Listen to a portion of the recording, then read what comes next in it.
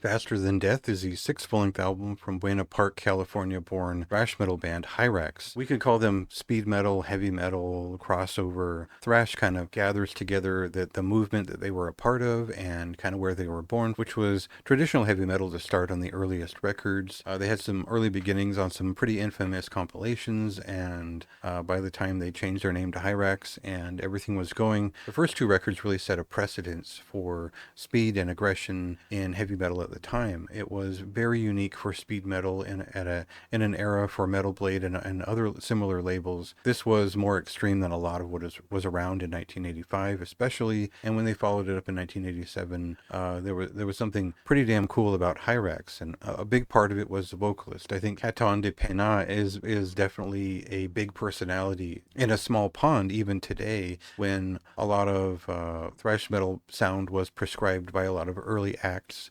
and he's always been one to exaggerate traditional heavy metal techniques up to a point of just memorable damn songs, and in a sense that not taking anything away from what the other musicians put into those first two records, but you really are showing up at the end of the day for his vocal performances and the intensity, the speed of it, the riffs. That was a big part of it for me and most people who like thrash metal. But at face value, when you're looking up Hirax and you want to hear some, you're looking for his voice, and that's always been there even through the years, where they really focused on straightforward thrash metal, especially in the 2000s. It just, that wasn't as interesting to me, but it was always solid, and different composers, different types of songs, 5, 6, 7 minute pieces that were different from where the band started. What's different about this latest record? They're returning after almost over 10 years since the last record. What are they doing now? We'll check it out here with the song, and then I'll sort of talk about what this record is and how it came about.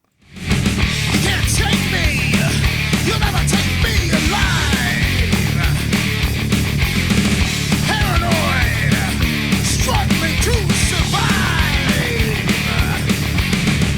Arrogant. So this was a band originally known for very short crossover level songs. They were influenced by hardcore punk and the way they were put together. They were also influenced by traditional heavy metal, and that marriage what was awesome about Hirax. That hasn't shown up in most of their work beyond 1999 or 2000 or so. And what we get here on this record, which was largely penned by a guitarist and session musician and performer Neil Metcalf, as well as session drums from Dan Walker, who is currently in DRI but was previously a member of Intronaut. So that core trio spent a few years putting together this album. I don't know if they were underwriting it or ghostwriting it originally. Whatever the case was, this was not the touring configuration that ended up being, and not the current quartet that is performing now. So that core trio is responsible for a rehearsal of most of these songs, where we heard them back in 2023, an EP that introduced the finalized version of some of these songs in 2024, and now we finally get the record, and it's pretty short, and it has a cover of one of their earlier songs.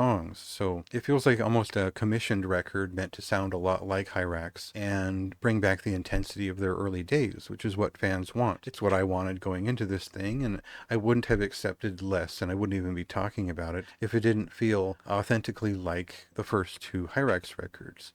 So in that sense, fan service delivered. Right away, this sounds like those earlier groups. It has pure intensity to it. The riffs are a little bit straightforward and generic for what it's worth, but that is not a problem for this band, because the personality coming across and the intensity of these songs is appropriate. It really does sound like Hirax, and that's all I care about. But it is composed like early Hirax too, and that's kind of what makes the difference here. A lot of memorable songs here. We don't get the full register of the vocalist's work. Here we get some vibrato, we get some exaggeration, but most of it is exclamation. It's a little bit more hardcore oriented in that point, but we don't quite get the earlier 80s traditional heavy metal wail and vibrato that was so cool about the first record especially. I don't know that we have complete nuclear events in terms of songs here, but it does feel like a follow-up to the third Hirax record, which is just appropriate for now, as I think that's the reason why Hirax should be around and making noise. It's cool, and the album does have riffs enough to keep most fans engaged. Not a ton else to say about this. If you want a record that sounds like Hirax, this is it, and it's solid. Go check it out for yourself. It releases on February 28th. And go read my review for some musing over the past as well as the present, and celebration of all things Hirax as a longtime fan. Drill into the brain, the